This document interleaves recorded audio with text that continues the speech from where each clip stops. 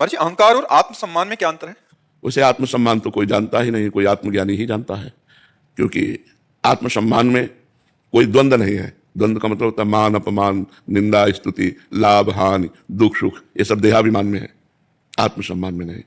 जो देहाभिमान है इसी को ठेस पहुंचता है अपमान होने पर, आत्मा को कभी नहीं।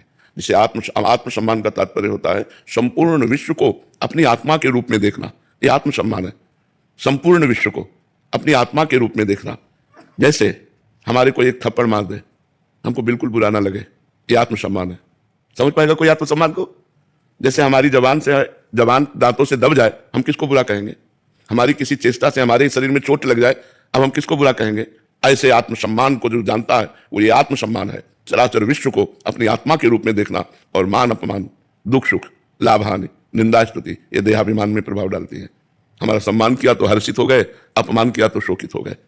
जो स्वाभिमान है, आत्मसम्मान, स्व आत्मा को कहते हैं, और वो एक है, सब में है, उसका कोई अपमान कर ही नहीं सकता।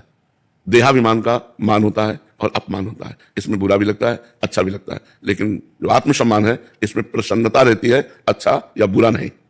प्रसन्नता भगवान का स्वरूप है। ब्रह्मभूता प्रसन्नात्मा न सोचते न कांक्षते। आत्मसम्मान, जैसे हम अपने शरीर को, पूरे शरीर को प्यार करते हैं, हमारे हाथ से ही हमें कहीं चोट लग जाए तो हमें बुरा नहीं लगेगा, पीड़ा होगी, पीड़ा होगी, बुरा नहीं लगेगा, गुस्सा नहीं आएगा किसी के ऊपर, समझ रहे ना? ऐसे आप हमें मारे, पीड़ा होगी पर बुरा नहीं लगेगा, और आपके प्रति हमारे हृदय में कोई द्वेष नहीं होगा।